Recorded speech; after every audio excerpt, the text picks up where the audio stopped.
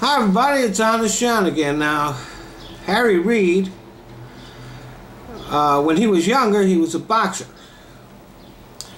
And then he went on to he chaired the Las Vegas Gaming Commission.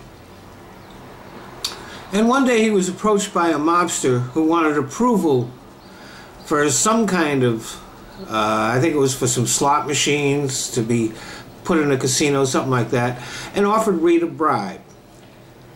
Reid pretended to go along, but he informed the FBI, and they arranged for a sting, where Reid met the guy in a hotel room. And when the guy presented Reid the money, he was supposed to say a code word, and the FBI would come in and make the arrest. But when the deal went down, and the guy offered Reid the money and put it on the table, Reid became so irate that he jumped up and began yelling at the mobster and then began to choke him. So the FBI had to rush in, not only to make the arrest, but to pull Harry Reid off the guy. That event gained Reid statewide recognition and propelled his political career so that he wound up in the Senate, where he's been for a long time now. He may be soft-spoken. He's not particularly charismatic. He's not a great orator. But underneath all that, he's pretty fiery and passionate.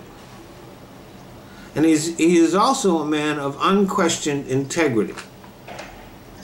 You may be able to get Harry Reid to change his mind, but you can't do it through intimidation or bribery. And now, after a long Senate career, Reid is retiring. And even though his political career is over, the right-wing noise machine can't resist attempting to smear Harry Reid as he departs from the Senate. A couple of months ago, Harry Reid was badly injured exercising in his new home with one of those exercise machines, and a big rubber band on the machine snapped, and Reid was knocked into a cabinet in the bathroom, and it was pretty badly hurt.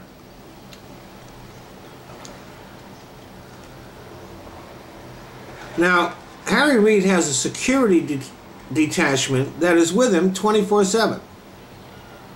And so, after Reid was injured, they took him to a hospital. That's the story. That's what happened. That's only what happened. But the right-wing noise machine made up a rumor that some mafia guys beat Harry Reid up because he couldn't deliver on a favor that he promised them. The story is as ridiculous as it is vicious. If mobsters had gotten into Reid's house and beaten him up, I think the security detail would have noticed it. So the various right-wing bloggers and Rush Limbaugh have been maliciously spreading this completely manufactured rumor. And this is something they do all the time. And it's like, I heard this. They didn't hear anything. They're making stuff up. Now, you may ask, what does it matter what a few right-wing nuts on the fringe have to say? Well, see, the fringe in the Republican Party, the fringe is in the center. Remember the birthers? Do you remember one mainstream Republican who stood up to these nuts? Do you remember when some Republicans did try to take Rush Limbaugh to task for some offensive remarks that he made? How quickly they walked their remarks back and issued craven apologies?